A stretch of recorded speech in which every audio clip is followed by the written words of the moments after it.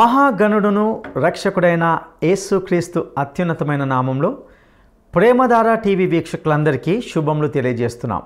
నేటి మన ధ్యాన భాగంగా న్యాయాధిపతుల గ్రంథము 11వ అధ్యాయాన్ని ధ్యానించుకుంటాం. ఇందులో యెఫ్తా అనే న్యాయాధిపతిని గూర్చిన కొన్ని శ్రేష్టమైన విషయాలను తెలుసుకుంటాం. యెఫ్తా తన తల్లి ప్రవర్తనను బట్టి నిందకు అవమానానికి గురయ్యాడు. కానీ దేవుని కృపను బట్టి తను త్రోసిన వారే తనను కోరుకున్నారు. తద్వారా అతడు తన దేశస్థులకు విజయాన్ని ఇచ్చే వ్యక్తిగా దేవుని వైపు చూడాలని నేర్చుకున్నాడు. దేవుడే వారిని ఏలాలని ప్రకటించాడు. యెఫ్తా చేసిన ఒక వివాదాస్పదమైన మొక్కుబడిని గురించి కూడా ఇందులో చర్చిస్తాం. దేవుని బిడ్డలుగా మనకు తొందరపాటు అనవసరమనే గొప్ప సత్యాన్ని ఇందులో గమనిస్తాం. ఇక సందేశాన్ని వినడానికి మనం సిద్ధపడదామా? ప్రియ శ్రోతలారా, ఈ రోజున మనం న్యాయాధిపతుల గ్రంథం 11వ అధ్యాయం వినబోతున్నాము. ఈ అధ్యాయంలో యెఫ్తా అనే న్యాయాధిపతి మనకు పరిచయమవుతున్నాడు. ఇతడు అమ్మోనీయులను ఎదుర్కొని యుద్ధం చేశాడు. యెఫ్తా దేవునికి చేసిన మొక్కుబడి వివాదాస్పదమైనది. ఆ సంగతి కూడా మనం వినబోతున్నాము. యెఫ్తా 9వ న్యాయాధిపతి. గిలాదువాడైన యెఫ్తా పరాక్రమము గల బలాఢ్యుడు. అతడు వేశ్య కుమారుడు. తండ్రి పేరు గిలాదు. ఇతని సోదరులు అనగా గిలాదు కుమారులు యెఫ్తాతో వివాదం పెట్టుకున్నారు. నీవు అన్యస్త్రీకి పుట్టావు గనుక మన తండ్రి ఇంట నీకు స్వాస్థ్యము లేదు అన్నారు. అప్పుడు యెఫ్తా తన సోదరుల వద్ద నుండి పారిపోయి టోబు దేశమందు నివసించాడు. అల్లరి జనం యెఫ్తా వద్దకు వచ్చి అతనితో కూడా సంచరిస్తున్నారు. యెఫ్తా పరాక్రమశాలి, శూరుడు. కాని పుట్టుక చేత అతడు వేశ్య కుమారుడు.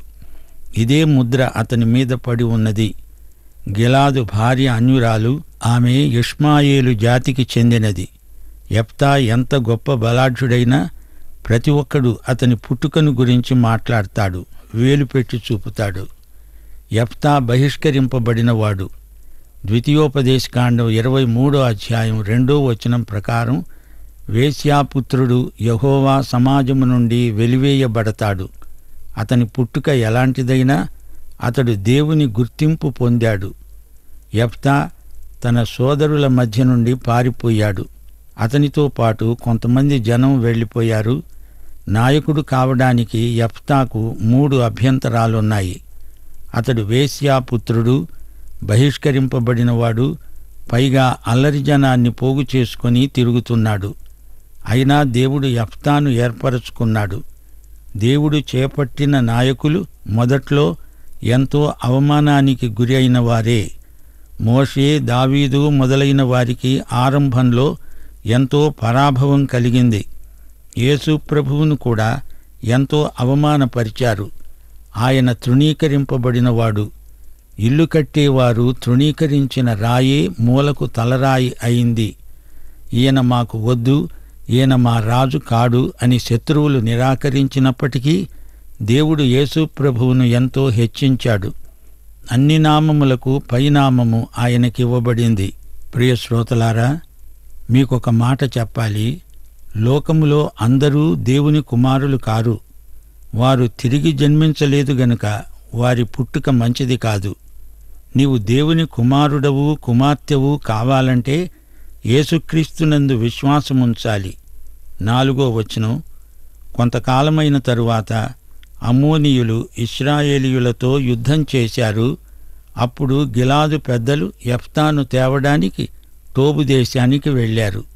అన్నారు, నీవు వచ్చి మాకు అధిపతివై ఉండు. అప్పుడు మనం అమ్మోనీయులతో యుద్ధం చేస్తాము. యెఫ్తా అన్నాడు, మీరు నా యందు పగబట్టి నా తండ్రి ఇంటి నుండి నన్ను తోలివేశారే. ఇప్పుడు మీకు కలిగిన శ్రమలో మీరు నా వద్దకు ఎందుకు రావాలి? గిలాదు పెద్దలన్నారు, అందుకే మేము నీ వద్దకు మళ్ళీ వచ్చాము. నీవు మాతో కూడా వచ్చి అమ్మోనీయులతో యుద్ధం చేసిన ఎడల గిలాదు నివాసులమైన మా అందరి మీద నీవు అధికారివవుతావు. గిలాదు అధికారులు యెఫ్తాతో బేరానికి దిగారు. యెఫ్తా ఒక షరతు విధిస్తున్నాడు. అమ్మోనీయులతో యుద్ధం చేయడానికి మీరు నన్ను గిలాదుకు తీసుకొని వెళ్తారు గదా. యెహోవా వారిని నా చేతికి అప్పగించిన ఎడల నేనే మీకు ప్రధానినవుతాను. అది మీకు సమ్మతమా? గిలాదు పెద్దలన్నారు, నిశ్చయముగా మేము నీ మాట చొప్పున చేస్తాము. యెహోవా మన ఉభయుల మధ్య సాక్షిగా ఉండునుగాక. పెద్దలు యెఫ్తా పెట్టిన షరతుకు ఒప్పుకున్నారు. యెఫ్తా చాలా తెలివైనవాడు.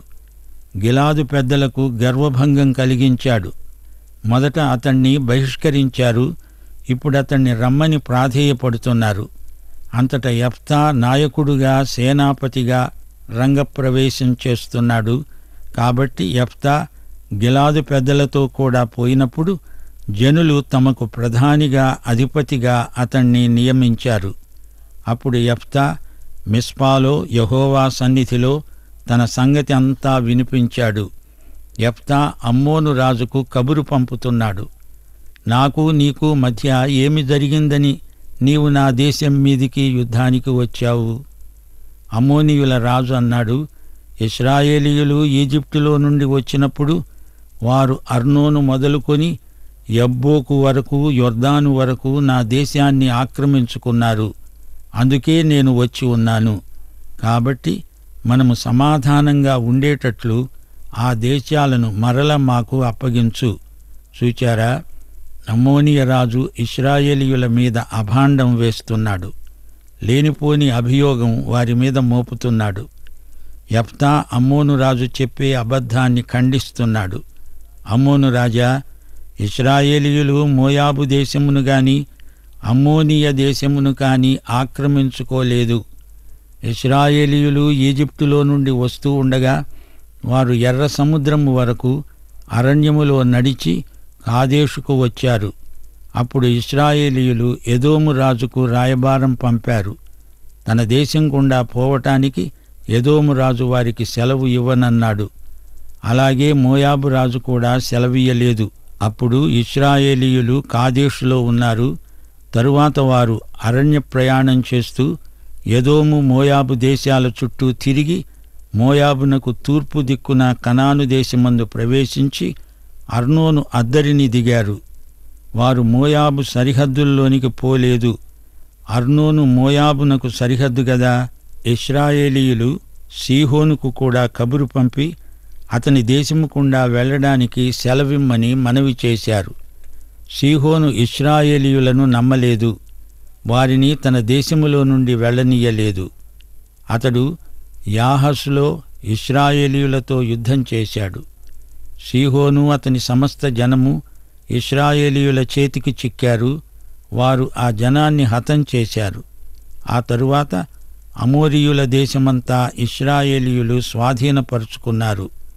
ఇశ్రాయేలీయుల దేవుడైన యెహోవా అమోరీయులను తన జనుల ఎదుట నిలవకుండా తోలివేసిన తరువాత నీవు దానిని స్వాధీనపరుచుకుంటావా?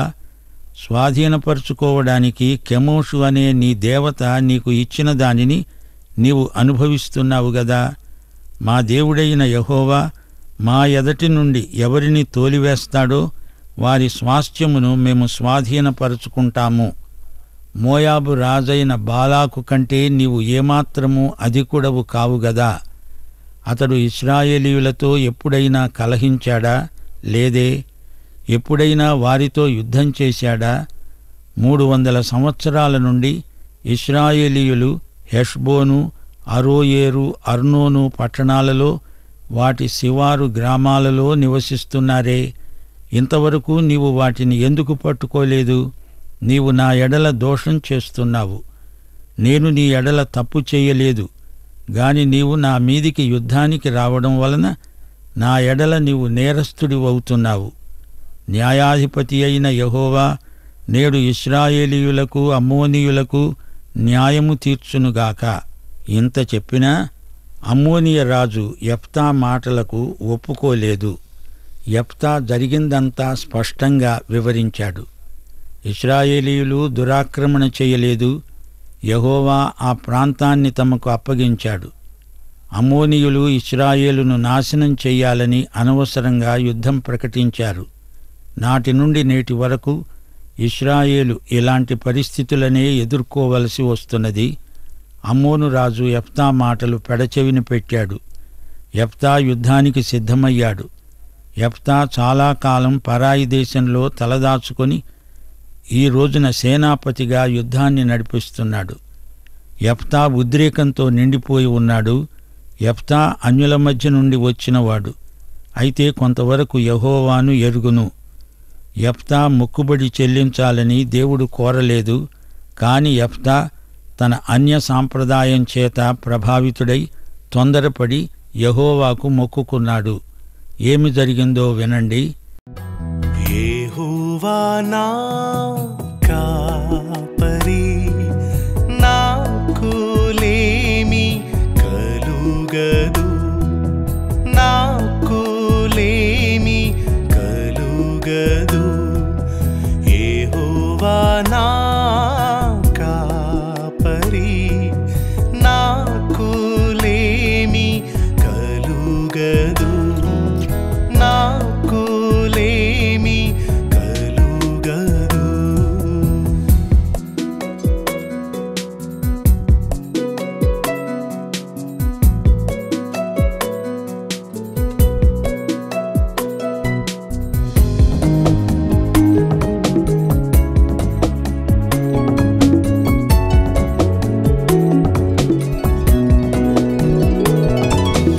పచ్చిక గల చోట్లందు ఆయన పరుండజేయుచున్నాడు. పచ్చిక గల చోట్లందు ఆయన పరుండజేయుచున్నాడు, పరుండజేయుచున్నాడు,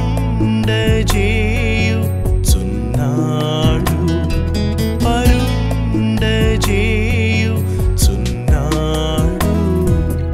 యెహోవా నా కాపరి, నాకు లేమి కలుగదు, నాకు లేమి కలుగదు.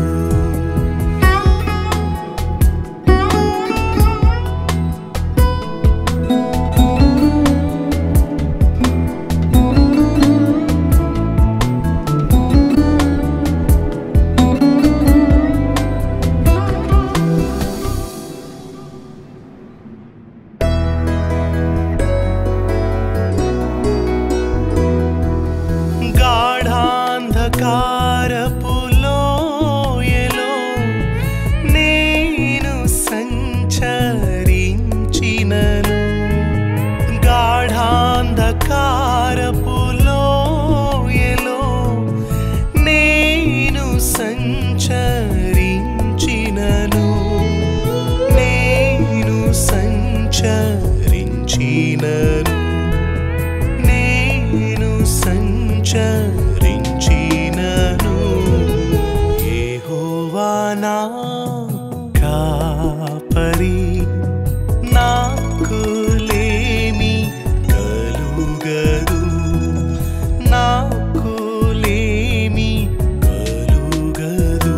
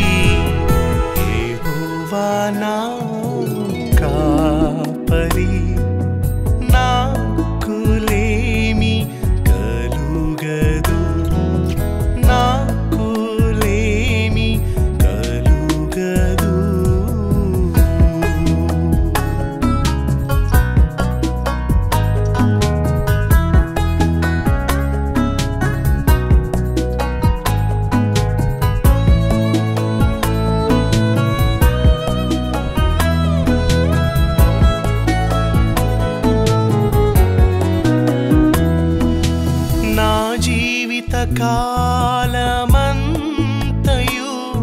కృపాక్షేమములే నా వెంట వచ్చును.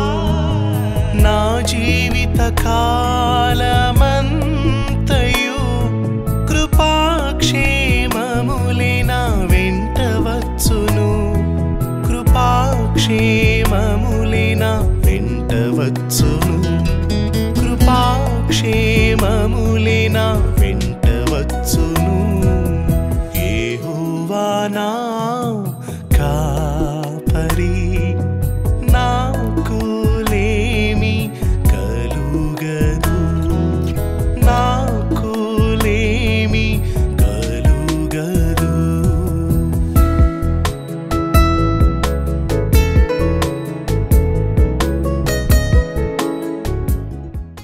29వ వచనం. యెహోవా ఆత్మ యెఫ్తా మీదికి రాగా అతడు గిలాదులోనూ మనష్షేలోనూ సంచరిస్తూ గిలాదు మిస్పేలో సంచరించి అక్కడి నుండి అమ్మోనీయుల వద్దకు సాగిపోయాడు. అప్పుడు యెఫ్తా యెహోవాకు మొక్కుకున్నాడు.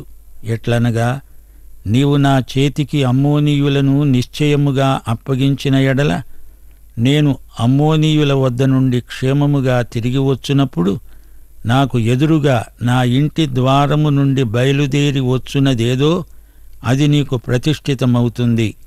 దహనబలిగా దానిని అర్పిస్తాను.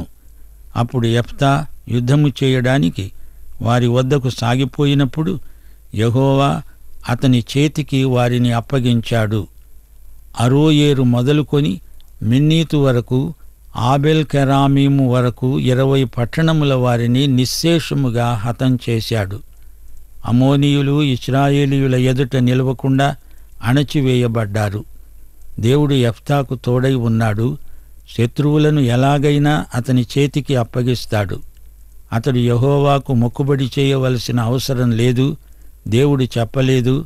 దేవుడు యెఫ్తాను ఎంతో హెచ్చించాడు. యెహోవా ఆత్మ అతని మీదికి రావడం జరిగింది. అది చాలు. అతడింకేమీ చేయవలసిన పని లేదు.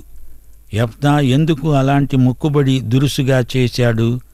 నాకు ఎదురుగా ఏది వస్తే దాన్ని నీకు దహనబలి చేస్తానంటాడేమిటి? ఒకవేళ అతని స్నేహితుడే వచ్చాడనుకోండి, పొరుగువాడు ఎవడైనా వస్తేనో ఆ వ్యక్తిని పట్టుకొని దేవునికి బలి ఇస్తాడా? అది ఎలా కుదురుతుంది? ఇది ఎలాంటి మొక్కుబడి? 34వ వచనం. యెఫ్తా మిస్పాలో ఉన్న తన ఇంటికి వచ్చినప్పుడు అతని కుమార్తె తంబురలతో నాట్యముతో బయలుదేరి అతనికి ఎదురుగా వచ్చింది. ఆమెగాక యెఫ్తాకు మగ సంతానమే గాని ఆడు సంతానమే గాని లేదు. కాబట్టి అతడు ఆమెను చూచి తన బట్టలను చింపుకొని ప్రలాపిస్తూ అన్నాడు, అయ్యో నా కుమారి, నీవు నన్ను బహుగా కృంగచేశావు గదే. నీవు నన్ను తల్లడింపచేసే వారిలో ఒకితవై ఉన్నావు. నేను యెహోవాకు మాట ఇచ్చి ఉన్నాను గనుక వెనుక తీయలేను. ఆమె అన్నది, నా తండ్రి, యెహోవాకు మాట ఇచ్చి ఉన్నావా? నీ నోటి నుండి బయలుదేరిన మాట చొప్పున నాకు చెయ్యి. యెహోవా నీ శత్రువులను అమ్మోనీయులకు ప్రతీకారం చేశాడు, పగ తీర్చుకున్నాడు. తండ్రి, నా కొరకు నీవు చెయ్యవలసినది ఏమనగా 2 నెలల వరకు నన్ను విడువు. నేను నా చెలికత్తెలు పోయి కొండల మీద ఉండి నా కన్యాత్వమును గూర్చి ప్రలాపిస్తాను. అతడు సరే పో అని చెప్పి 2 నెలల వరకు ఆమెను పోనిచ్చాడు. ఆమె తన చెలికత్తెలతో కూడా పోయి కొండల మీద తన కన్యాత్వమును గూర్చి ప్రలాపించింది. ఆ 2 నెలల తరువాత ఆమె తన తండ్రి వద్దకు తిరిగి రాగా అతడు తాను మొక్కుకొనిన మొక్కుబడి చొప్పున ఆమెకు జరిగించాడు. ఆమె పురుషుని ఎరుగనే లేదు. ప్రతి సంవత్సరము ఇశ్రాయేలీయుల కుమార్తెలు 4 దినములు గిలాదు దేశస్థుడైన యెఫ్తా కుమార్తెను ప్రసిద్ధి చేసే వాడుక ఉన్నది. యెఫ్తా దేవునికి మొక్కుకున్నాడు గనుక అది చెల్లించి తీరాలి. ఇది అతని తీర్మానం. సరే, ఇప్పుడొక ప్రశ్న మనకు ఎదురవుతున్నది. అతడు తన కుమార్తెను దహనబలి చేశాడా? నరబలి దేవునికి ఇష్టమా? దేవుడు అంగీకరిస్తాడా? యెఫ్తా మొక్కుబడి ఎలాంటిది? యెఫ్తా తప్పు చేశాడా? దేవుని వాక్యం అతడు చేసిన దానిని ఖండించడం లేదు. హెబ్రీ పత్రిక 11వ అధ్యాయం 32వ వచనం అంటోంది, ఇకను ఏమి చెప్పేది? గిద్యోను, బారాకు, సంసోను, యెఫ్తా, దావీదు, సమూయేలు అనే వారిని గురించి, ప్రవక్తలను గురించి వివరించడానికి సమయం చాలదు. యెఫ్తాను దేవుని వాక్యం విశ్వాస వీరునిగా ప్రశంసిస్తున్నది. యెఫ్తాను గొప్ప విశ్వాస వీరుల జాబితాలో చేర్చింది. నిర్గమకాండం 20వ అధ్యాయం 13వ వచనం స్పష్టంగా చెప్తున్నది, నరహత్య చేయకూడదు, చిన్న బిడ్డలను దేవతలకు బలి ఇవ్వకూడదు. ద్వితీయోపదేశకాండం 12వ అధ్యాయం 31వ వచనం, తమ దేవతలకు వారు చేసినట్లు నీ దేవుడైన యెహోవాను గూర్చి చేయవద్దు. ఏలయనగా యెహోవా ద్వేషించే ప్రతి హేయక్రియను వారు తమ దేవతలకు చేశారు. వారు తమ దేవతల పేరిట తమ కుమారులను తమ కుమార్తెలను అగ్నిహోత్రములో కాల్చివేస్తారు గదా, అలాంటిది యెహోవా చేయమని చెప్పడు. అవి అన్యాచారాలు. అబ్రహాము ఇస్సాకును బలి ఇవ్వడానికి కత్తి ఎత్తినప్పుడు దేవుడు వద్దు అని నివారించాడు. దేవుడు అబ్రహామును పరీక్షించాడు. ఒక్క అర నిమిషంలో ఇస్సాకు తల తెగిపోయేది. కాని దేవుడు అందుకు ఒప్పుకోలేదు. ఇంతకు యెఫ్తా ఏమి మొక్కుకున్నాడు? దానిని మనం సరిగా అర్థం చేసుకోవాలి. ఇప్పుడు వినండి 31వ వచనం, నేను అమ్మోనీయుల వద్ద నుండి క్షేమముగా తిరిగి వచ్చినప్పుడు నాకు ఎదురుగా నా ఇంటి ద్వారము నుండి బయలుదేరి వచ్చున్నదేదో అది యెహోవాకు ప్రతిష్ఠితమవుతుంది, లేదా దానికి బదులుగా దహన బలి అర్పిస్తాను. ఇంతకు యెఫ్తా ఏమంటున్నాడు? నాకు ఎదురుగా వచ్చిన దానిని ప్రతిష్ఠిస్తాను, లేదా దానికి ప్రత్యామ్నాయంగా దహన బలి అర్పిస్తాను. యెఫ్తా ఇంకొక విధంగా అనుకొని ఉండవచ్చు, నాకు ఎదురుగా వచ్చిన దానిని దహన బలిగా అర్పించడానికి వీలు కాని పక్షంలో దానికి ప్రత్యామ్నాయంగా దేవునికి కానుక ఇస్తాను, దాని వెల చెల్లిస్తాను. యెఫ్తా తన కుమార్తెను బలి ఇచ్చాడా? అలా ఎన్నటికీ జరిగి ఉండదు. ఆమె దేవుని కోసం కన్యకగా ఉండిపోయింది. యెఫ్తా వేశ్యా కుమారుడు. యెఫ్తాకు ఒక్కతే కుమార్తె. ఆమె పెళ్లి చేసుకొని పిల్లలను కంటే యెఫ్తాకు మనమలు మనవరాండ్రు ఉంటారు. కాని తండ్రి ఇంటికి వస్తున్నప్పుడు అతనికి ఎదురుగా వచ్చిన వ్యక్తి ఆయన కుమార్తె. అందుచేత ఆమెను దేవునికి ప్రతిష్ఠిస్తున్నాడు. ఆమె జీవితకాలమంతా పెళ్లి చేసుకోదు. ఇది ఆమె జీవిత తీర్మానం. కుమార్తె తండ్రికి విధేయురాలు. తండ్రి మాటను నిలువబెడతాను అంటున్నది. ఆమె తన కన్యాత్వాన్ని గురించి ప్రలాపించింది. అనగా ఆమె ఏ పురుషునికి పెండ్లి కుమార్తె కాలేదు. తన జీవితం, తన కన్యాత్వం ప్రభువుకు సమర్పించుకున్నది. ప్రలాపించడం అంటే ఏమిటి? ఆమె దేవునికి చేయబడిన మొక్కుబడిని నెరవేరుస్తున్నది, దాన్ని ఆచరిస్తున్నది, ప్రార్థిస్తున్నది, ఉపవాసమున్నది, తనను తాను పరిశుద్ధపరుచుకుంటున్నది, దేవుని సేవకు తనను తాను సమర్పించుకుంటున్నది. యెఫ్తా మొక్కుకున్నది తప్పనిసరిగా చెల్లించాడు. దేవుని ఎదుట అతడు బడాయి చెప్పుకోలేదు, చిత్తశుద్ధితో మొక్కుబడి చేసుకున్నాడు. ప్రసంగి గ్రంథం 5వ అధ్యాయం 2, 4, 5 వచనాలు, నీవు దేవుని సన్నిధిని అనాలోచనగా పలుకుటకు నీ హృదయమును త్వరపడనీయక నీ నోటిని కాచుకో. దేవుడు ఆకాశమందున్నాడు, నీవు భూమి మీద ఉన్నావు. కావున నీ మాటలు కొద్దిగా ఉండాలి. నీవు దేవునికి మొక్కుబడి చేసుకొనిన ఎడల దానిని చెల్లించడానికి ఆలస్యము చేయవద్దు. బుద్ధిహీనులయందు ఆయనకు ఇష్టము లేదు. మొక్కుకొని చెల్లించకుండా ఉండే కంటే మొక్కుకొనకుండుటే మేలు. తొందరపడి వాగ్దానాలు చేయవద్దు. యెఫ్తా వేశ్యాపుత్రుడు. అతని తల్లి ఒక వేశ్య. అతనికొక చక్కని కుమార్తె ఉన్నది. ఆమెకు పెళ్లి చెయ్యాలని, ఆమె పిల్లలను కనాలని ఎంతగానో ఆశించాడు. అయితే దేవునికి మొక్కుకున్నాడు, ఆ ప్రకారం చెల్లించాడు. సోదరీ సోదరులారా, దేవునికి అది ఇస్తాము ఇది ఇస్తాము అది చేస్తాము ఇది చేస్తాము అని తొందరపడి మాట ఇవ్వకండి. ప్రార్థనపూర్వకంగా వాగ్దానాలివ్వండి. 2 తిమోతి 2వ అధ్యాయం 11 నుండి 13వ వచనం వరకు. ఈ మాట నమ్మతగినది. ఏదనగా మనమాయనతో కూడా చనిపోయిన వారమైతే ఆయనతో కూడా బ్రతుకుతాము, సహించిన వారమైతే ఆయనతో కూడా ఏలుతాము. ఆయనను ఎరుగమంటే మనల్ని ఆయన ఎరుగనంటాడు. పాఠం ఇంతటితో సమాప్తం. ముగింపులో ప్రార్థన చేసుకుందాం. పరమతండ్రి, నేటి వాక్య అధ్యయనమందు మమ్ములను ఆశీర్వదించినందుకు నీకు కృతజ్ఞులం.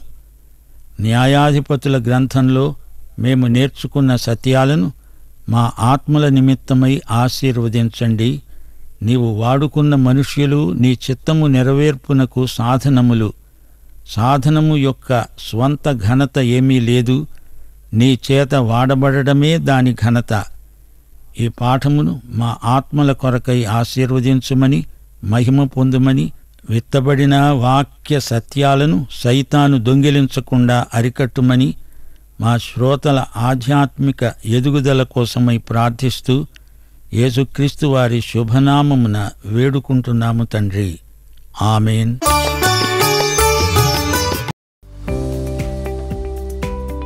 యెఫ్తా ఎవరితో యుద్ధం చేసి ఇశ్రాయేలీయులను విడిపించాడు? యెఫ్తా ఎవరితో యుద్ధం చేసి ఇశ్రాయేలీయులను విడిపించాడు? 1 అష్షూరీయులు, 2 అమోరీయులు, 3 మోయాబీయులు. ఈ ప్రశ్నకు సరైన జవాబును ఈ వాట్సాప్ నంబర్కు పంపండి. మా వాట్సాప్ నంబర్ 9399952570. ప్రియులారా, ఈనాటి సందేశంలో యెఫ్తా అనే న్యాయాధిపతిని గురించిన కొన్ని శ్రేష్టమైన విషయాలను తెలుసుకున్నాం. యెఫ్తా తన జీవితంలో అవమానానికి గురయ్యాడు, కానీ దేవుని కృపను బట్టి తన్ను త్రోసివేసిన వారే తన్ను కోరుకున్నారు. దేవుడు ఏర్పరచుకున్న నాయకులకు మొదట్లో తప్పకుండా అవమానాలకు గురవుతారు. అతడు తన దేశస్థులకు గొప్ప విజయాన్ని ఇచ్చే వ్యక్తిగా దేవుని వైపు చూడాలని నేర్చుకున్నాడు. దేవుడే వారిని ఏలాలని ప్రకటించాడు. యెఫ్తా కొద్దిగా ప్రాపంచిక గౌరవాన్ని పొందేందుకు ప్రయత్నించాడు. ఆయన మనకు స్వాధీనపరచుకోవడానికి ఇచ్చిన దానిని సరిగ్గా ఉపయోగించుకోవాలి. ఆయన నుండి స్వీకరించిన దానిని ఆయన కోసమే మనం ఉపయోగించాలి. యెఫ్తాకు మోషే గ్రంథాలు బాగా తెలుసునని ఈ సందేశం మొత్తము మనకు కనిపిస్తుంది. అతని వాదన స్పష్టంగా ఉంది. అతని కోరిక సహేతుకమైనది. తను అధిపతిగా నియమించిన తర్వాత అతడు దేవుని సన్నిధిలో తన గురించి నివేదించుకున్నాడు. యెఫ్తా తన ప్రతిజ్ఞను నెరవేర్చడంలో ఏమి చేశాడో చెప్పడం కష్టం, కానీ దేవుని బిడ్డలుగా మనకు తొందరపాటు అనవసరం అనేది మనకు ఇక్కడ గొప్ప పాఠంగా అర్థం చేసుకోవచ్చు. ప్రియులారా, ఈ సత్యాలు మీ జీవితాలకు ఆశీర్వాదకరంగా ఉండాలని ఆశిస్తున్నాం. సత్యవంతుడైన దేవుడు మీకు తోడయుండి నడిపించునుగాక. దైవాశీస్సులు.